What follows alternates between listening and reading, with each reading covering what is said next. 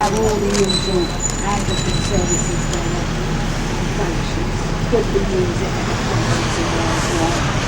This is the main route between Bristol and Bath. We do I mentioned glass, we do still make Bristol glass in a factory in Bedfordshire, south of the river, and each item is still individually blown. Traditionally it's blue, and the blue comes from cobalt, but we do now make pink as well. I don't know what colours it pink, but Bristol blue glass is quite well known. Very expensive because each item, as I said, is individually blown. So we're entering the parish of Bedford, where originally the glass used to be made, and they made it from the sand. It was in the cliffs at one time here. So the church now is the main feature in Bedford.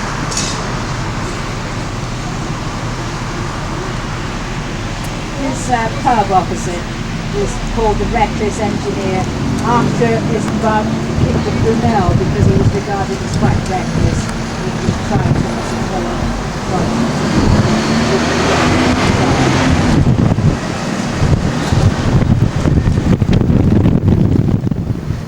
The only benefit of the glass making now, because there's a film restaurant behind this glass building in the hotel, which does have a relic of the film that was there.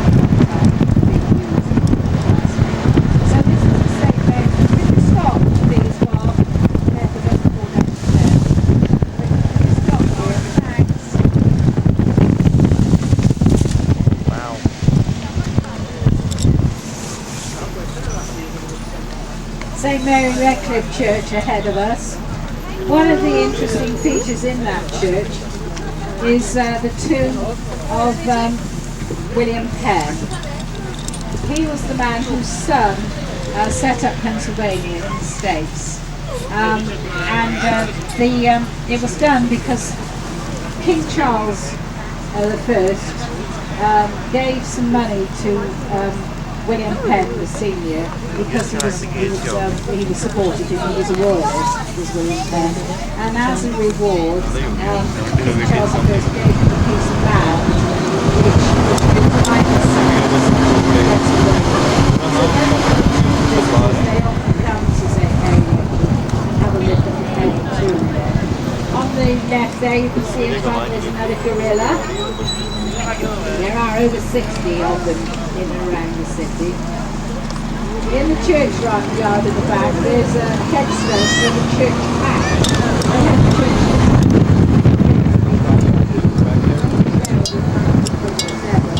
They gave it a Christian burial, and then they put it in the yard with his own stone. It was a great favourite apparently.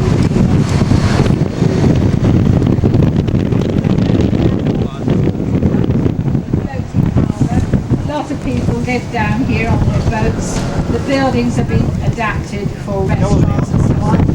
The corridor here was thought to take smugglers in, but in the side there's a little lookout point where they would put someone looking out for the press guns. Would be on the lookout for likely customers to become sailors. Sailors were very unpopular, and the press gangs were officially employed by the government to recruit sailors, and that area there. Watch out for the press gangs.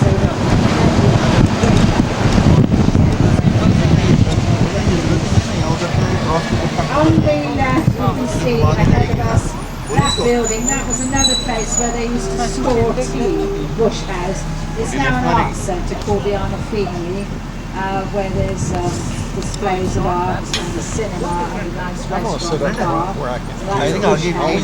Across the bridge there on the left, which is called King Street, there's a lot of the dockside development, including the M shed, which has recently been opened, which tells you a lot about the people of Bristol.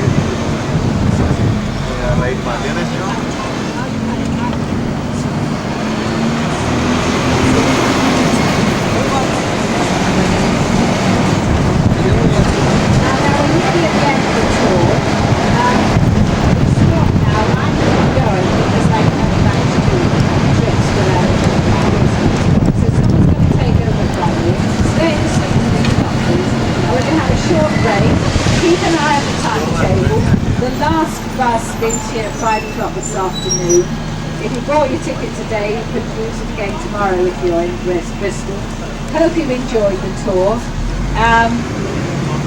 If you want to ask me anything, I'll try and answer your question. And thanks for listening.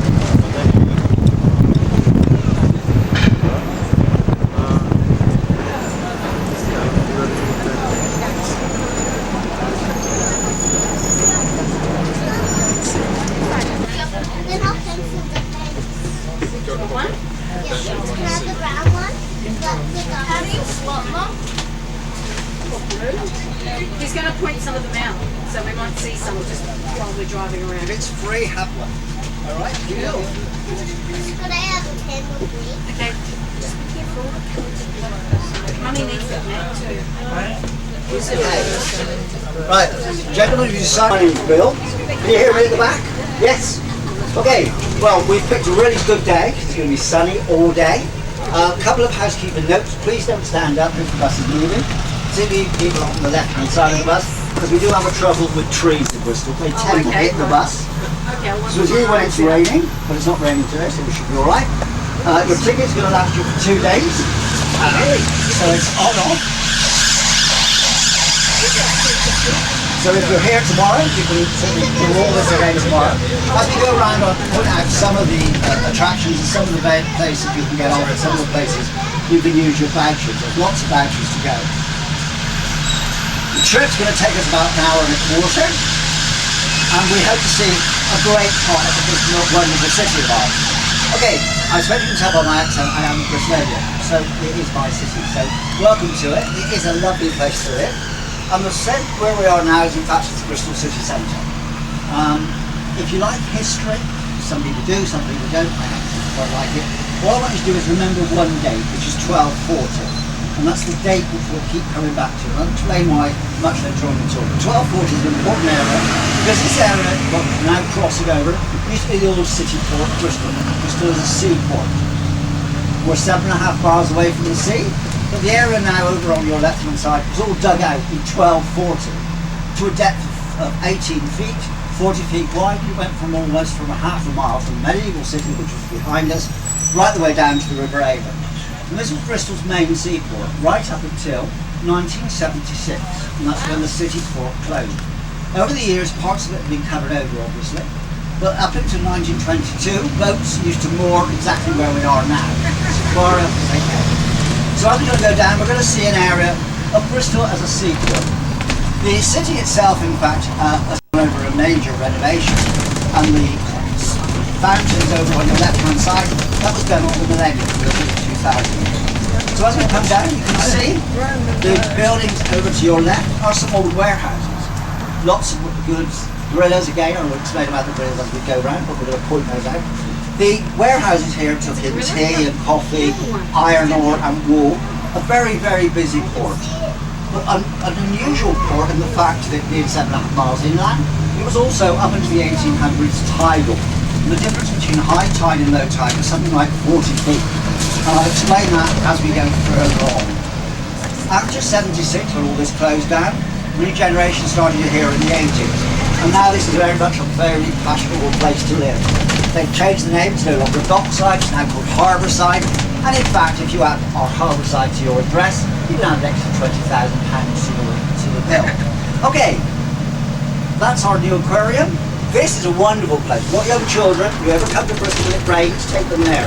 It's a hands-on science park. It's an all-day attraction, brilliant for kids. Very much hands-on. They like science, that's the way to go. Over to your right, you can just make out the twin towers of our 11th century cathedral. So as you can see, lots of new developments taking place all the way down here.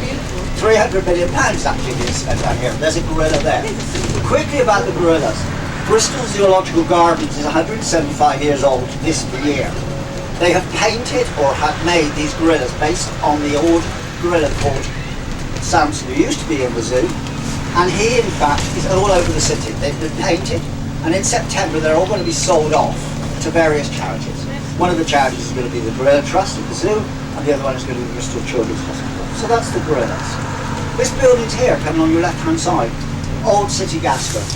This is where They used to burn well oil because it burned a much brighter light.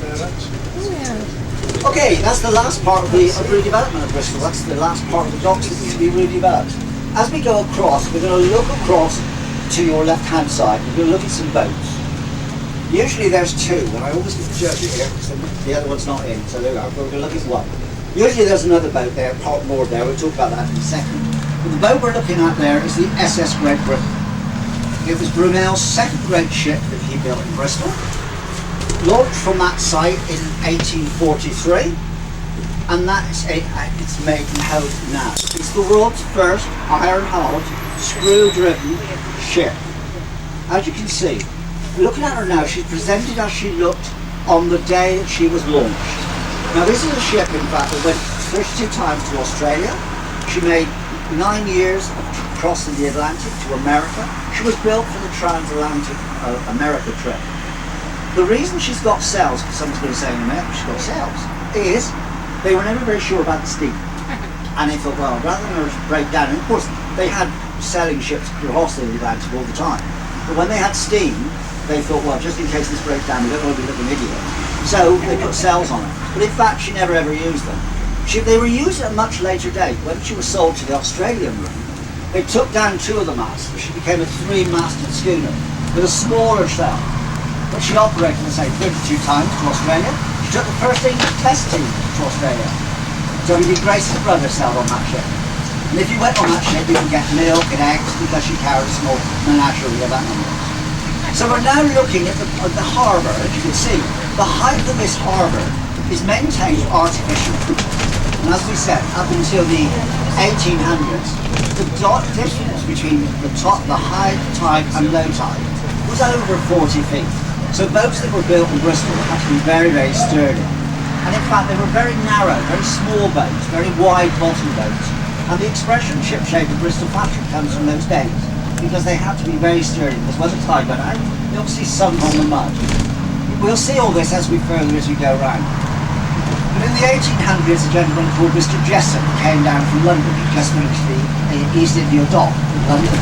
And he looked at some maps and some plans and decided to do something about the harbour. And he did this by creating a series of locks and garages and chains of water to block up the harbour.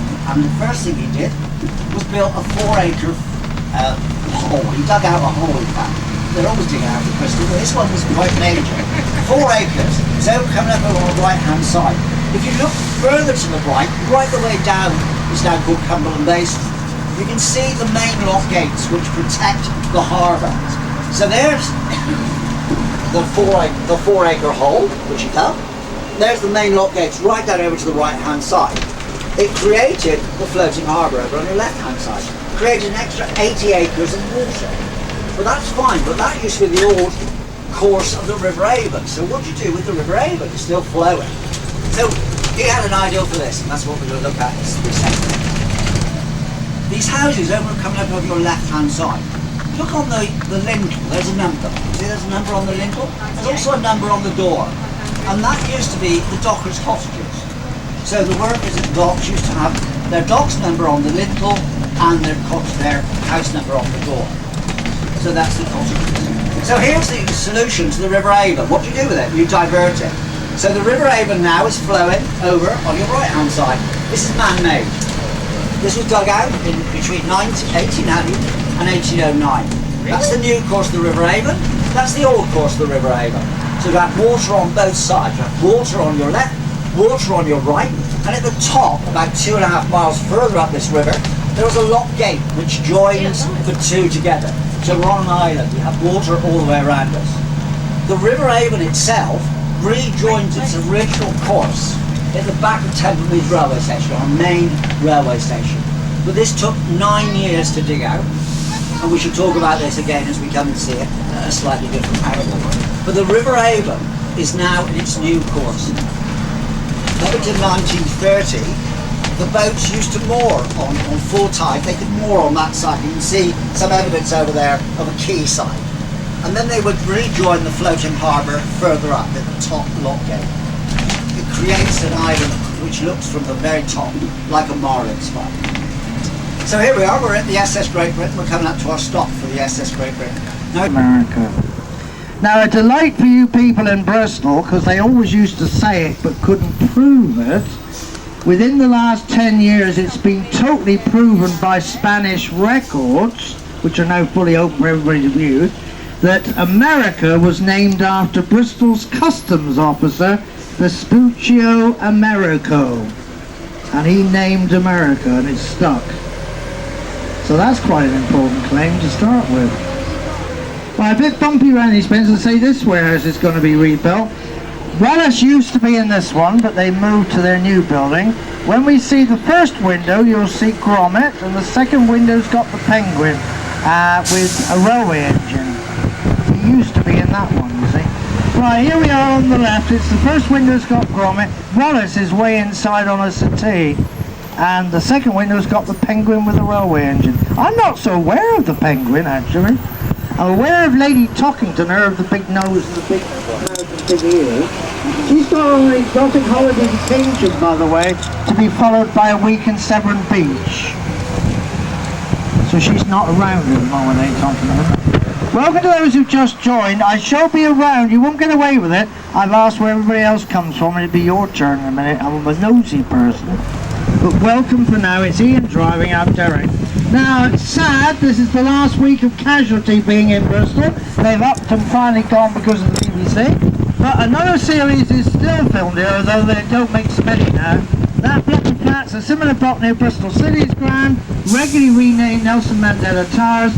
Only Fools and Horses was all Bristol. So Peckham was actually Bedminster. And when they were Batman and Robin, that was the old C&A in Broadmead, where today Cabot Circus is. When they ran through the street in front of the shops. Little ships came up here to 1900, so the bridge behind us did actually used to swing until the early 1900s.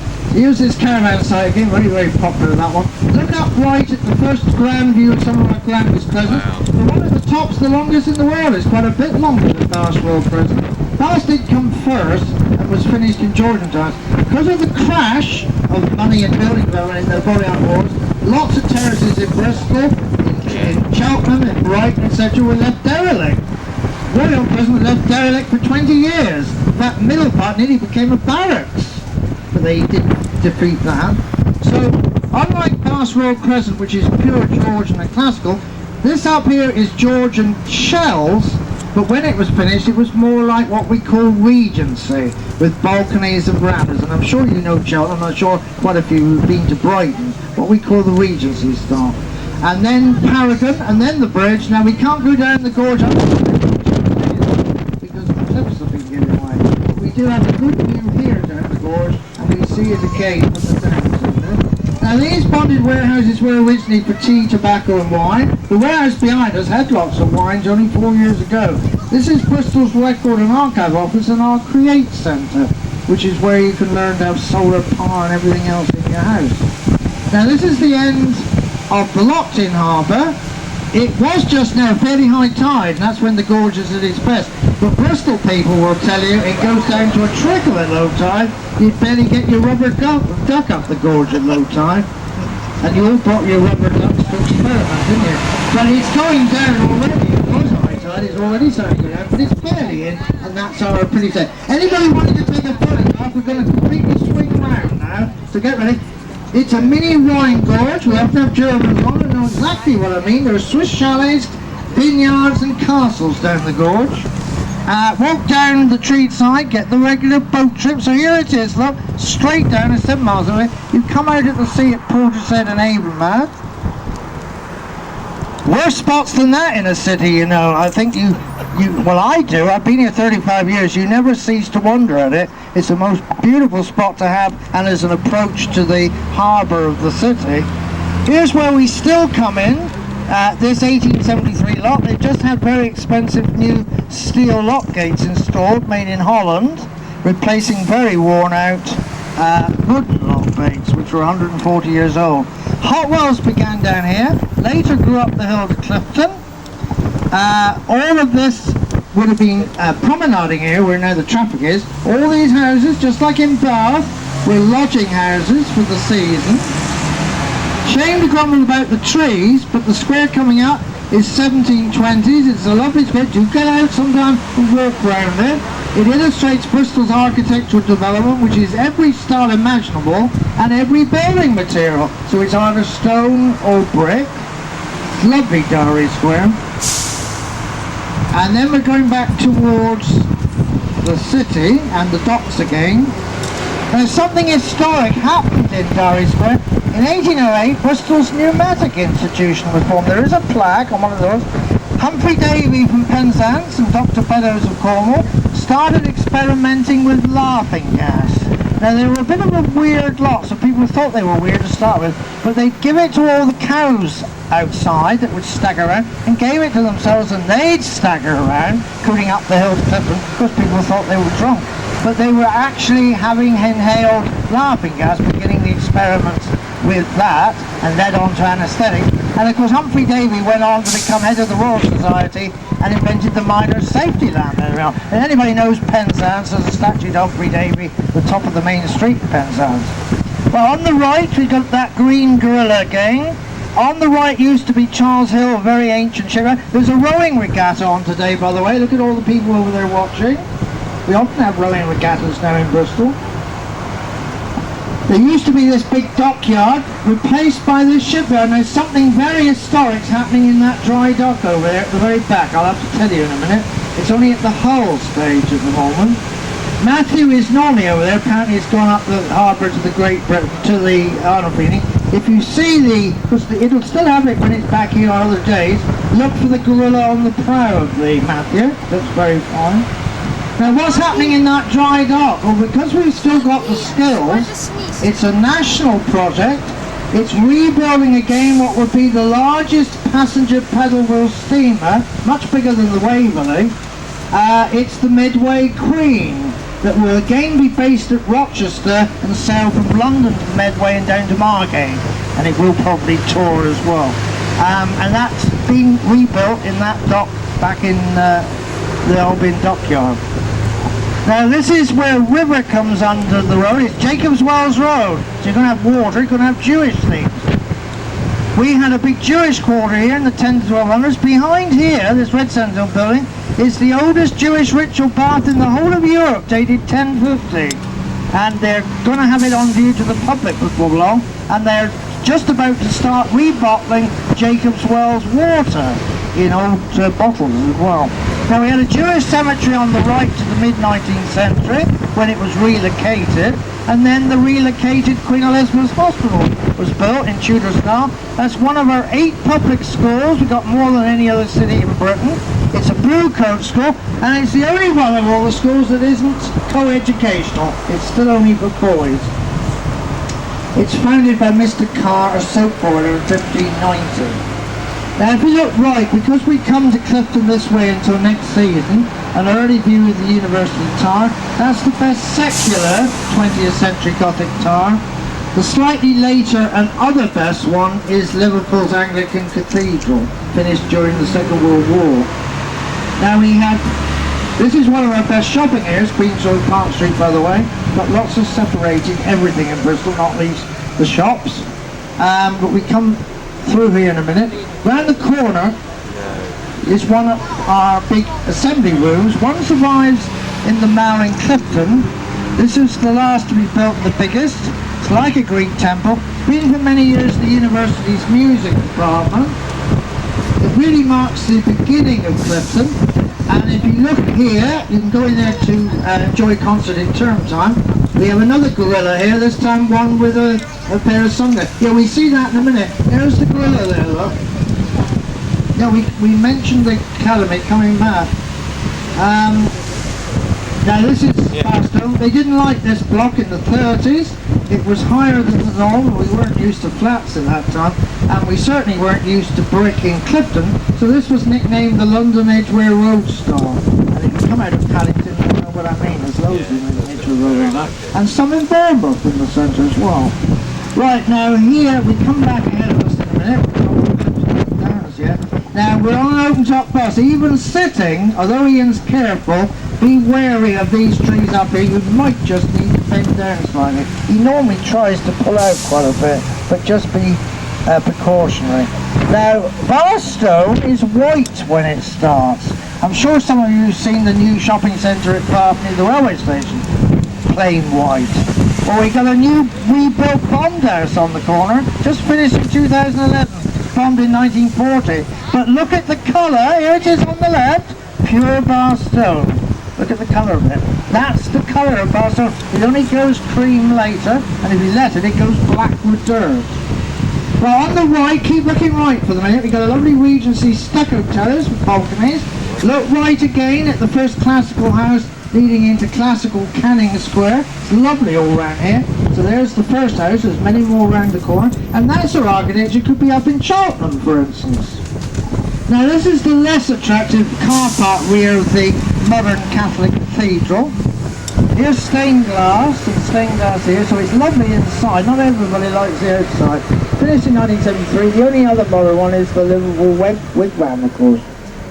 Altar in the middle, like at Liverpool. And that's the Bishop of Clifton's Roman Catholic diocese. There's a Regency Barstow Terrace on the left, Worcester Terrace. Here's the first of some of the Barstow villas, because by the mid-19th century, terraces were out, and this wasn't just Bristol, and villas were in. Ahead of us was Bristol's grand, but last terrace, Vivian Terrace. You can see how grand it is, with its railed-in private lawns. And then on the right, some of the villas. This is what we call Victorian Gothic on the right. There's many, many designs in Bristol. There's several of this style, but this is what we call Victorian Gothic. Now we come back ahead of us in a minute. We're going up Pembroke Road, College Road. We go all the way. Now we start with Barstow. This was one of the country's first 19th century high school for girls, Clifton High School. We have the country's oldest from 1630s. Out at Westbury-on-Trim, red maids. Down to the right is the Mews, like in London is where the carriages used to be. I love this stone, I keep mentioning it. This is the other bit of Clifton High School. This red volcanic stone, and it can be brown. All these villas, other parts of Clifton, this wall length, and a portishead. And it was all quarried in the gorge and on the downs, but it was ruining those areas, so we stopped it in 1861. But unfortunately, the stone can't be found anywhere else.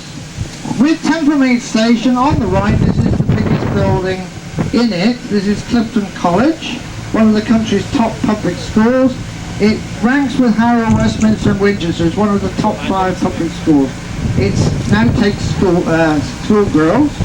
To the left there's a modern theatre down there, I often go there, called the Redgrave, because all the theatrical Redgraves grew up in Clifton. The statue is Earl Hay, because he went to school there in the Victorian times, commanded our troops in the First World War, and the arch is actually a First World War memorial. And coming up, the road divides the college from the zoo. The zoo is the reason for the gorillas. We've got 2 at the zoo, so this is the first one at the rear. This was only the 2nd oldest zoo in the world, 7 years younger than London. Then, totally rebuilt now, by far the biggest in Europe again, Berlin's zoo. Then Dublin and Vienna, and they're the 5 oldest zoos in the world. London, Bristol, Berlin, Dublin and Vienna. And we were the first in a non-capital. You can get married in a zoo. It's a lovely botanical gardens. Of course, they are going to build this massive out-of-town conservation park as well in the next few years. We have a stop here, and then when we pull ahead, there'll be another gorilla and the frieze of animals over the entrance. Anybody want the zoo? No, nobody seems to here. But as we pull ahead, Down's already coming ahead of us. Look right at the other gorilla and the frieze of animals over the entrance.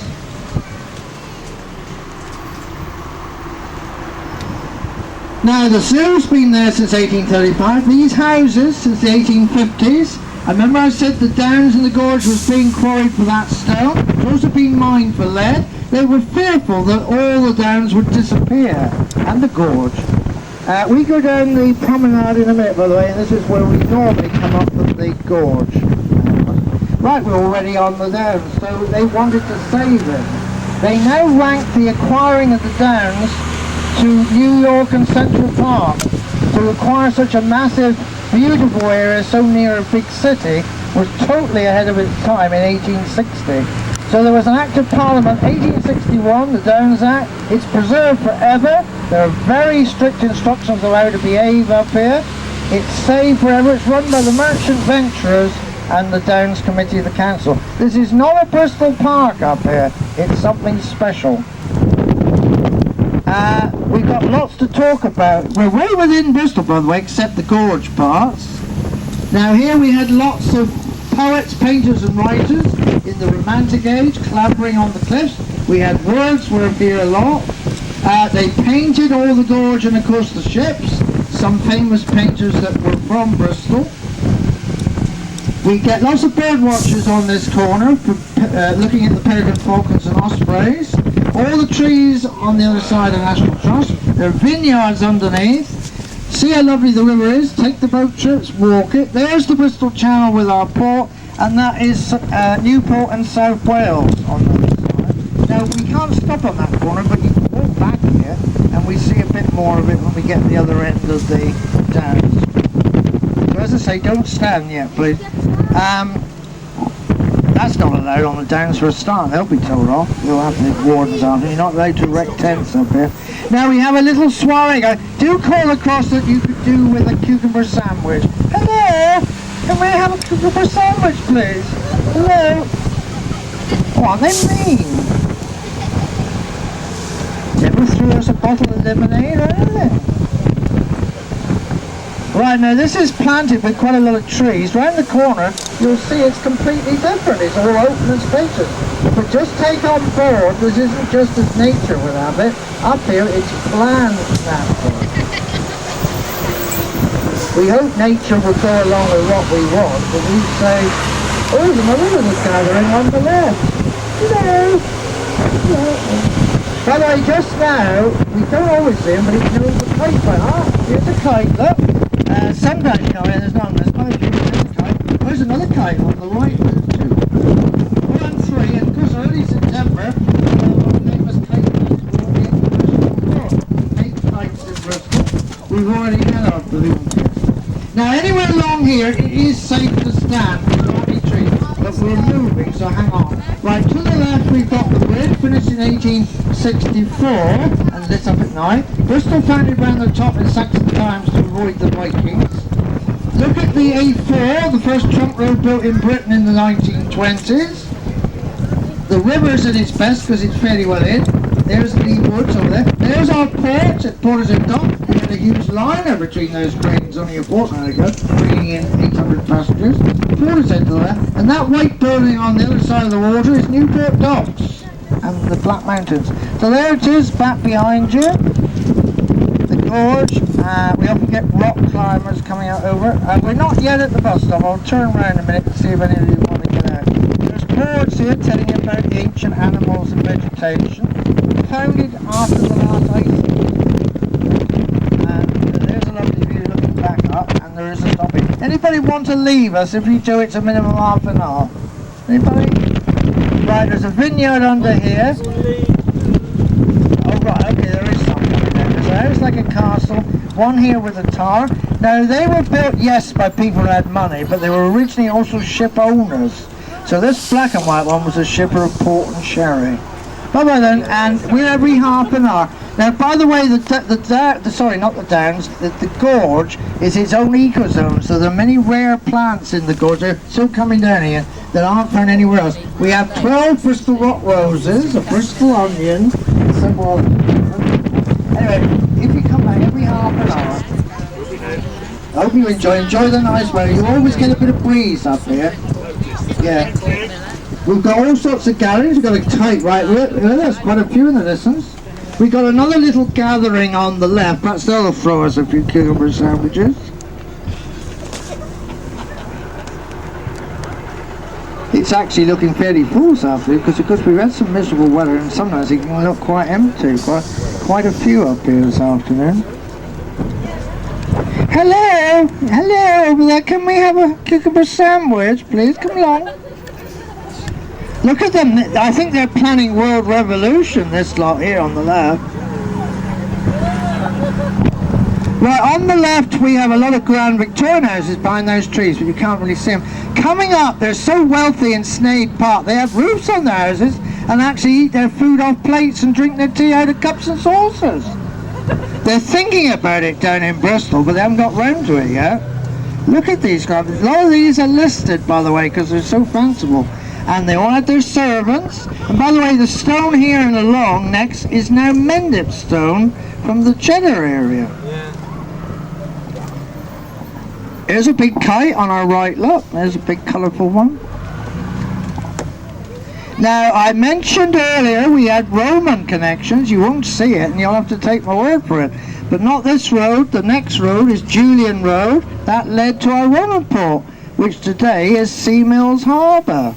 And if you catch the Severn Beach railway line, you stop right over the top. And in the portway, you pass Roman villas with their foundations in an exhibited monument on the side.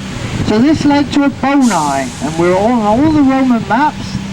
To the left led to our port. There's a Julian Road in Bath. Anything Julian has Roman connections. And the path on the right is the line of the road that came from Bath to a Bonai. So we had Roman connections. If you go down in the new M Shed, you will read all about that. There's a huge Roman tombstone in M Shed, which came from the site down there. And there was a huge Roman villa, for instance, at King's Weston and at Lawrence Weston as well, which have been discovered over the years. Now on the left we have a nice grand house that replaced one of the many Georgian villas. It's 1904. The man was heavily into Wardian branch lines. It was his idea of a fanciful Wardian railway station. If you look back, it's called the Old Halt, but railway trains that never came anywhere near. But don't take this seriously, because I'm a train lover. Railway trains don't come near existing railway stations, do they? But that isn't meant to be taken seriously.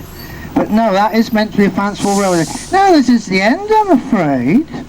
Sad you weren't expecting it to end so quickly, were you? Well, it's not the end of the tour, but it is the end of Clifton Downs here. That's the end of it all. Over there, it's actually Durham Downs.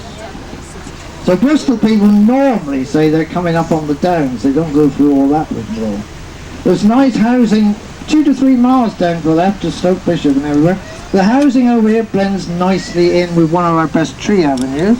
Bit of Oxford further down, and Oxford College, halls of residence, cloisters, all built in Oxfordshire stone by the Wills people in 1929. And it was only the second after Reading that let ladies in 1929. So this is Durham Downs, all covered with footballers in the winter, with their own league, founded in 1904, the Downs League. And in fact there are up to 38 teams based on the Down. Another big kite over on our right. There is a stop here if anybody wants to tea with us. We've actually got some gold posts up today. Must be a Sunday playing tea. Anybody want to stop? No, there is a nice tea room here, most of the year. Right Ladies Road straight on. We're turning down Ladies Mile, which is a Victorian carriage and promenading road. But once we get on it and you've taken notice of it, put it to one side, because the path again, in a minute, left and right, is that Roman road line again. Bath to the left, Bonai to the right, and just here where the path crosses, you'd have had Roman soldiers crossing 2,000 years ago from Bath on the way to the port. Right, look around. I'll come off mic for a couple of minutes. We're going northwest towards Clifton. This is still Clifton, it's a good area. Please don't park anywhere on the Downs except on the road where it's allowed, official allowed. I'm mentioning that because please don't take notice of what's at the bottom here. That's a specially allowed car park on the grass in August only, and at bank holidays down here, and it's the overflow for the zoo, and they get permission. So I'll let you look around. Please again don't stand, and keep vigilant. I think the tree's alright, but just make sure. Don't sort of forget where you are. You're on a road bus. Anyway, I'll talk to you in a minute, and as I say, all these cars on the left are parked here solely because it's August for the zoo. It has been very busy this week, so they've obviously been doing well. Remember, we had lots of babies born this year, not least for 2 lion cubs.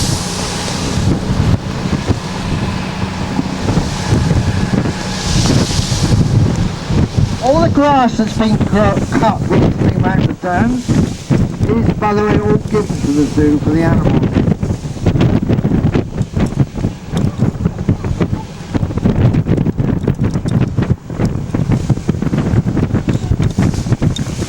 Now, coming down to here where we were, left of the zoo, right is the lovely bridge. You people in Bristol probably have read that they hope by October that it will reopen again. It's been over 2 years since the road's been open. But so by next season, hopefully we can come up there, because it's lovely up the bridge in the gorge and up this road. To the right is our promenade. Now, I'm not knocking Bath. Bath's promenade is quite small compared with ours, leading up to Royal Crescent. Look how spacious it is under those trees, where they all used to dress up in their Georgian and Victorian regalia. The carriages went down the road where we're also going. Look first at these massive 1850s villas in either Mendip Stone or Barstone. They're absolutely massive. Huge down here, but I'm afraid I am going to have to tell you where the money came from. First of all, the first house with a conservatory and a flag is the Lord Mayor's Mansion House, where he's based for his year of office. You'll probably have an audience with him up here. Only Plymouth, my home city, with the Astor House on the Hoe, and York equally have mansion houses in England. Everywhere else doesn't. This is the Merchant Ventures Hall. Look at these massive 1820s palaces. There's more in behind the scene, and they are definitely originally one household houses, and we do know now the money came from the slave trade. Now our driver loves this gorilla. On the right here, this bright orange one. He absolutely loves this one. Now if you go on that path to the right, you come to the gorge with a view of the whole gorge, but the only spot where you look down on the bridge.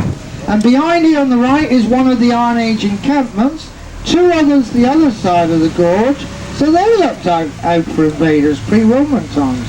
This is coming to the heart of Clifton when it was a resort, later a top residential area. It was a very top resort with lots of famous people, including royalty, staying here. And you don't hear much about it because it's Bristol. In Bath they would scream about it. Who knows that Jane Austen lived in Clifton for a year and loved it? And it's known she detested Bath. But Bristol just keeps quiet about it. She lived in Royal Crescent for a year and loved it. Anyway, there's the Mall, all part of lovely Clifton Village. The houses down over are lovely. Carol Waterman lived in one about a year ago. She's now outside Bristol. They're a bit like Brighton because they're both fronted. On the left we have Barstow Regency. This church is definitely meant to be a mini Salisbury Cathedral, Christ Church, and the top of the spire is the highest spot in Bristol. But if you want the ground level, it's out my way, it's Cossham Hospital. Right, we got Barstone Villas. You could spend hours up here. We're coming to the stop for Clifton. To the right, the little streets tucked in behind, including paved cobbled Waterloo Street, Barstone type terrace. There's a lovely arcade behind you on the left, 1820s with little shops. The stops here, second right, don't miss the Royal York Crescent, and then first right, Princess Victoria Street, leads into the Mall and Clifton and the shops, and later down to the bridge. So anybody want Clifton and also, yes, some do here, and also the bridge. It's every half an hour, so you've got to come back to it. If you get lost, ask people where's Smith's.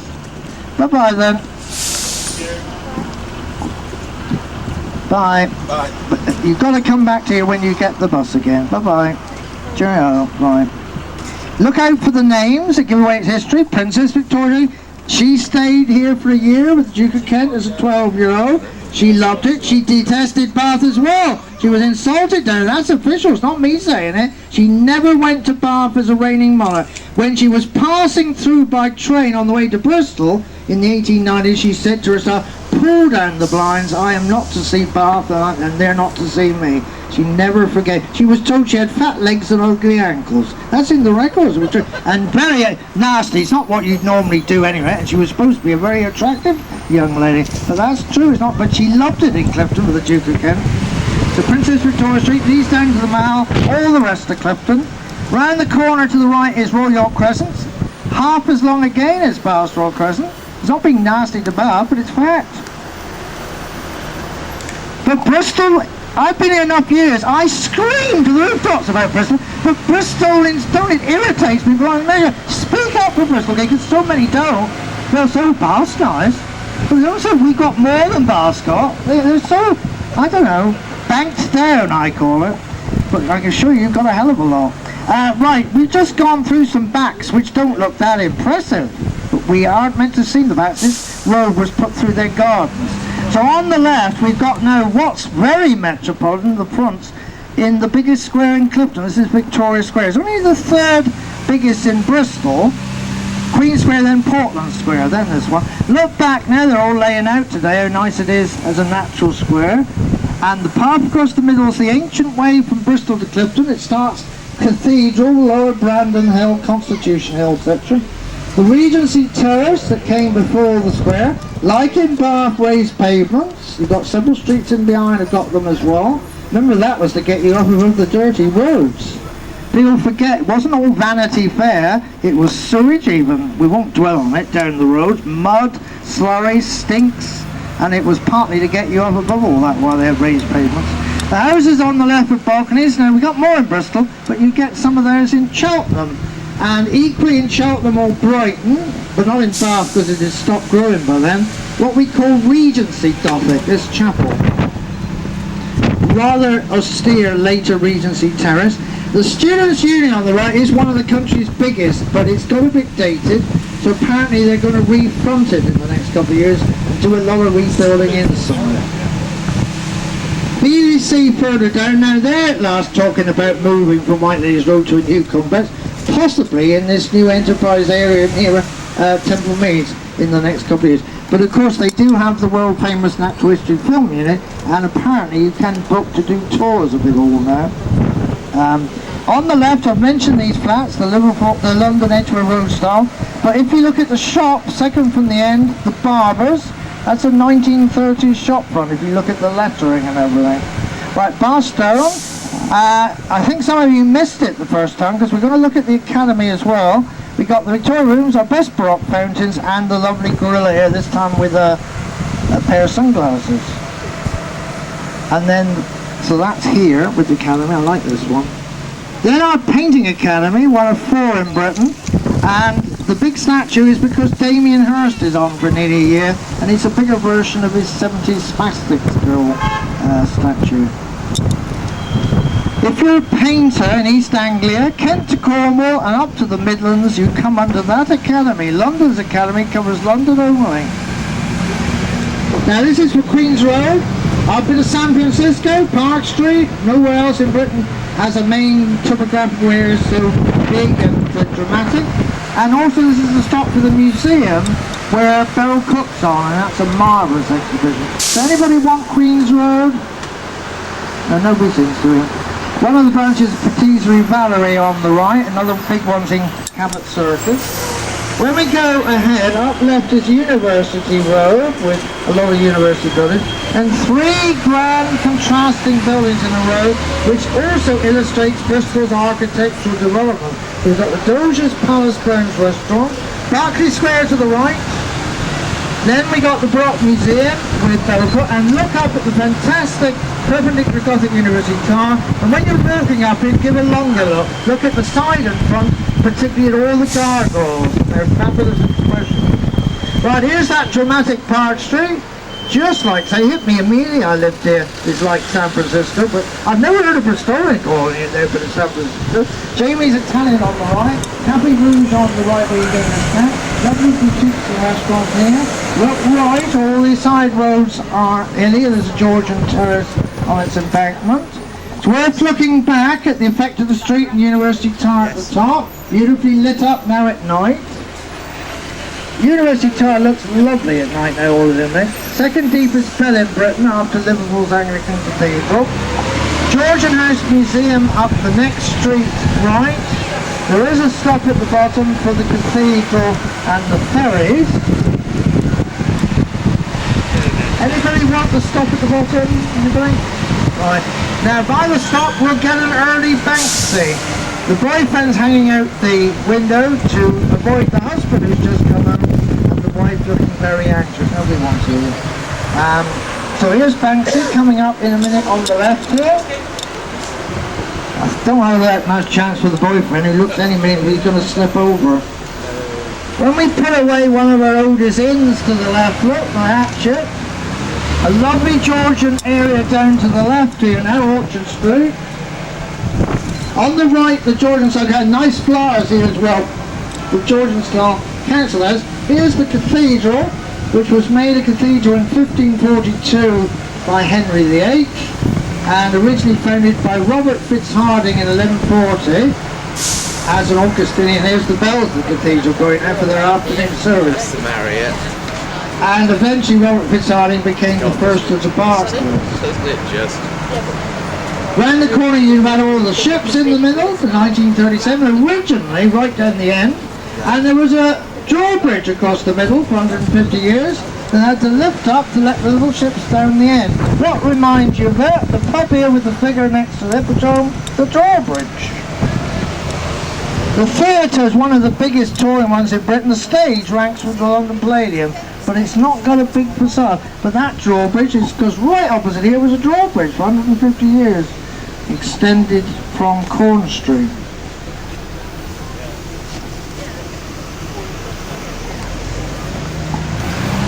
Up to the left here we stop by the Coastal Hall, where there's another completely over-the-top coloured gorilla. I used to read The Eagle when I was young with the Green Martian Man. This is a Green Martian Man gorilla with his green face. He's every colour of the rainbow, this one, it really is. Anybody want the Coastal Hall? Anybody? Right. The hall itself is still behind the columns, what we call Bristol Byzantine stuff. It's a very big new addition added on in the last couple of years. Right, we're going to start to climb up now. Bristol's hilly and it starts to climb up here, but the real hilliness would be if we went up lovely St Michael's Hill, which we don't. But we're going to see interesting things up here, and all of you on this side will need to stand in a minute. I'll give you permission to see what I'm going to point out. Right, we're famous for almshouses. These are posters coming up in Burgundian Gothic. The only chapel in Britain to the Three Kings of Cologne, the only one in Britain, and then Christmas steps. And unless you stand on this side, you won't see Christmas steps. So there's Foster's almshouses. It's very pretty, this grouping here. The chapel and right Christmas steps going. And note the steps going up on the left to other interesting higher areas as well. Right, look right, here's Christmas steps.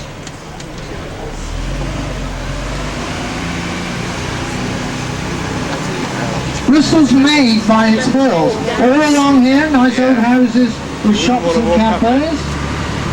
Bristol's a very spread out area. If you went up St Michael's Hill, which is on the left, it really is very impressive, but also very steep. Now, not so happy because of all the gun crimes the last few years, but that is a Banksy on the right, the man with the gun. This is the very important nationally Children's Hospital, looking good.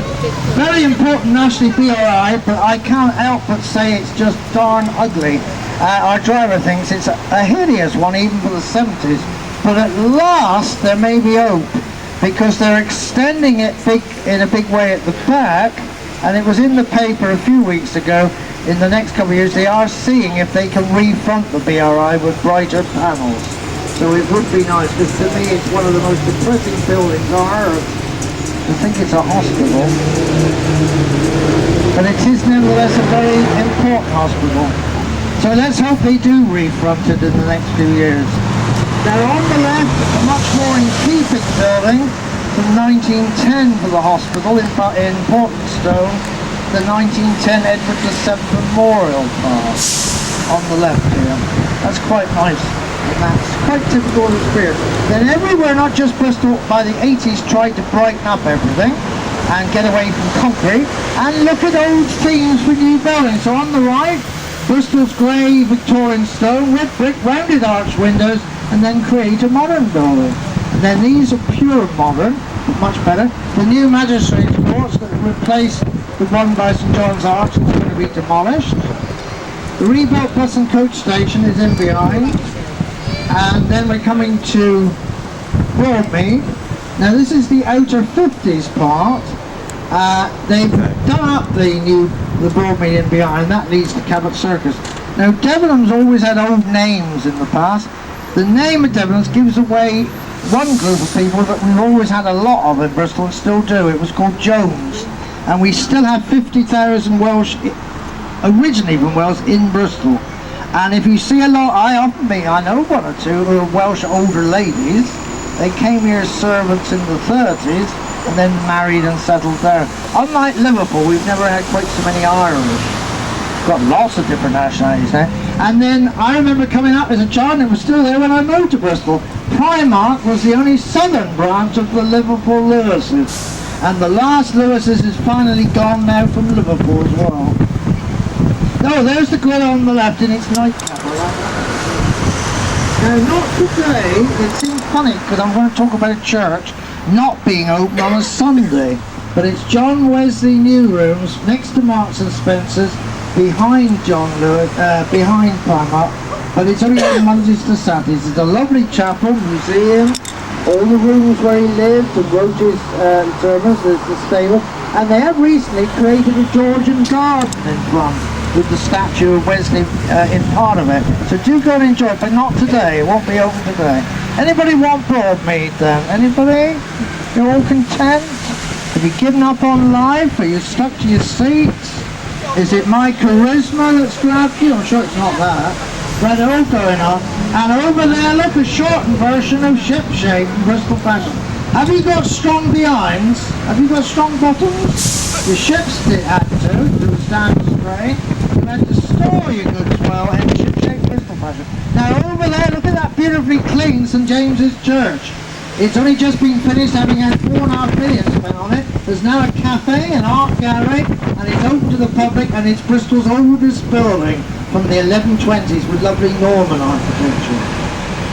Now down here we've got the river, and it's at the foot of Christmas steps, under the centre. Now you know all the buildings in Nelson Street where I went through and were all painted yesterday, going to remain a lot of them. You can just see a corner of it. These courts are going to be pulled down later this year for redevelopment, but they've just done a bit of the corner of these buildings as well. But don't miss it, it's long-term in Nelson Street. This is just one end of it here. And you also crossed here from Christmas steps, and do note the city gate when you look left as well, because they crossed here from Christmas steps and into the old city. But you'll just see a bit of some of these paintings here and into Nelson Street.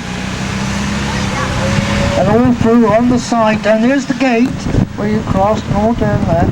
And remember, a lot of them are staying semi-permanently. Right, some of the old cities up to the left, including Corn Street, Broad Street. At the top's the only but very fine work in Bristol by John Wood of Bath. And in front of the nails that used to be trading pillars, all up to the left there, and they used to trade on them, giving rise to the expression paying on the nail. Ships came to here, to the 1880s, so this end was Key Head. If you look at the road sign on the brick building, look, Colston Avenue, Key Head. The church for this end was St Stephen's.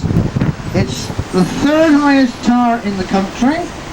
So look left in a minute, it's got a beautiful medieval interior, lovely garden and a cafe. So, and it's one of the existing still city parish churches for the centre. So look left and up, because it's such a high tower, here we are, St Stephen's. Now the centre is central, but not for shops, but it's become more predominant now the docks have been done up. But we go through it because it's central, but when you get down the bottom, I'll ask if anybody wants it, but do remember we've got the rest of the tour. And in a minute we're going to pass Treasure Island, which should be still on, and I'll have to come off mic. But from the top deck you get a beautiful view of the staging and everything, and they are performing this afternoon, so we'll get a good view. It was all in the paper, how good, particularly the chap who plays Long John Silver, he's fabulous. So coming up in a minute down here are the penguins in the middle, and then the two gorillas. So anybody want this stop, but do know it's not the end. Anybody? No, okay, nobody does. And then we're going to see the restored Queen Square, and then down King Street. Then we're going to have to creep down, and I'm going to have to come off mic, which will give you all the rest as well. There's the harbour, get the ferries and walk along. Nobody getting out of it. And then Queen Square's ahead. We're only allowed to go down King Street. Yeah. You'll see in a minute they'll open the barrier for us. It will say closed. So this is like crossing at Checkpoint Charlie in Berlin in the old days, isn't it? Down here in a minute it says road closed with all the barriers up, and we're going to be allowed through. Yeah, no, I've been twice, it's lovely. But when you walk down, you don't see any of it. But from our bus, we'll get a trip at you. Now, just to remind you, there are almshouses at either end. This end, it's the Seamen's almshouses. Lovely old 1600 houses. The far end is the Landiger Trow, which in Treasure Island is meant to be Admiral Benbow, then our Jazz Old Duke pub as well. But the big highlight, I'll try and cross over there because I'll get a good view as well, will be in front of the theatre.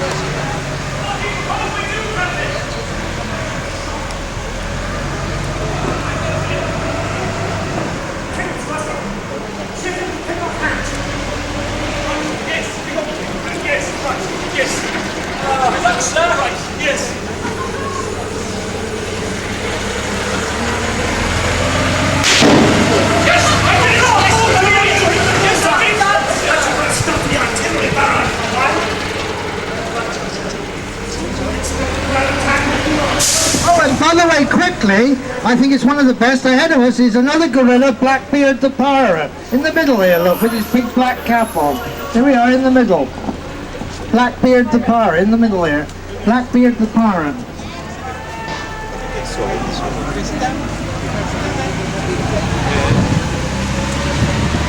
And remember, the first sentence of Treasure Island begins on Bristol dockside.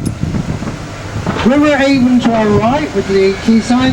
Old church is up ahead. Now always look up at the different tops, but also look up at the weather vanes. To the right, one of our many cockerels on St Nicholas. This is the War line. The church has actually got a bit of the war in the crypt. This is where they rang out the 9 o'clock curfew in the old days to get you inside the walls. They still ring the 10-minute 9 o'clock curfew today. Must be a recording. And up the steps is into the old city, and look up at the clock, it's got a very, very rare second hand on the bottom.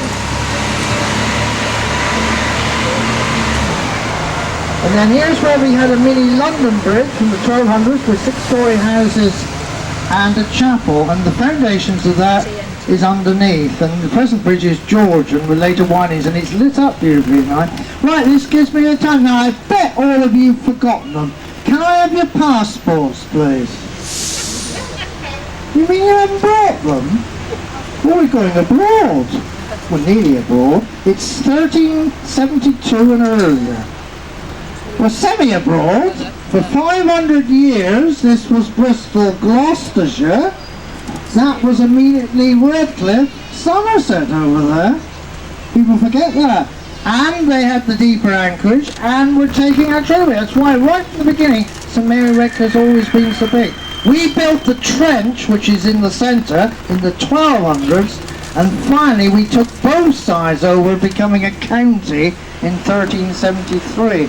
But previously, if you wanted to sort out your legal things, Bristol had to go up to Gloucester, and they had to go down to Ilchester or Taunton. It was most, other than each was in rivalry. But finally, but originally from 1800 to the 1300s, this was Gloucestershire, and that was immediately Somerset. Look right at all the Hanseatic part. The big barges are either German or Dutch. To the left, we had a huge castle with Castle Valley. Bits of it survived, but people forget it was as big as the Tower of London and very, very historic. If only we'd got that left, we could have blamed Cromwell. Now this is the temple part. Yes, they're modern buildings, but there's some old. This is Bristol Byzantine.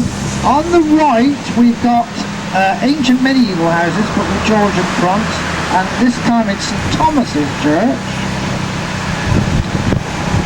Temple Church is coming up. Now Temple Church was unfortunately bombed, and it was a lovely church, but at least we had St Mary Redcliffe in the cathedral saved. But they have restored the shell with the lovely windows. And the thing it's most famous for is the Leaning Tower. And ironically, the bombing never disturbed that. So here we are, the Leaning Tower of Temple. And it's because of the Templars that everything in this area is named after them. There's the churchyard. We can go in and see the church. Black and white Shakespeare. There is a hotel here, the Novotel. Anybody want the Novotel? That's right, nobody in it. Now this road was put through a densely built up area in the Victorian age. We're into the photographic age, so if you look at the old Reese Winstone books, 1860s, early 1870s, it was densely packed with housing and industry together, smoking chimneys, endless ovens producing Bristol's pottery and glass. They put Victoria Street through the middle to partly clear it out, but to link the city centre with the railway complexes. Then initially horse trams arrived. This street was heavily bombed, but they then slowly rebuilt it. Now this on the left was another one in the 80s where we looked for old themes for Bristol's new build. So it was multicoloured brick, rounded arch windows and terracotta panels, and created a modern building. It was at that time always called postmodern. So this road led to the railway complex. It's now ahead is part of our new enterprise zone that Mr. Cameron's declared. So we shan't for many years more see the side of the Brunel Great Western Railway terminus. But that's the side of the first covered terminus in the world. Still only wood. It's not yet iron. It's the widest timber span roof in the world in the shape of a hammer beam. The trains left from that Brunel shed the middle level, which was level. The sloping windows are the original drawing office where the first broad gauge locomotives and carriages were drawn up. When the building goes up here, it will of course look in towards the station. You went through the gateway here and underneath the station, got out, did your business, climbed to the first floor to leave by train. Left for London by Bath and Reading, but not yet Paddington. That was 14 years away. You left for Bishop's Bridge. Look at the mock Tudor frontage. It's mock Tudor inside. Great Western Railway is etched into the front.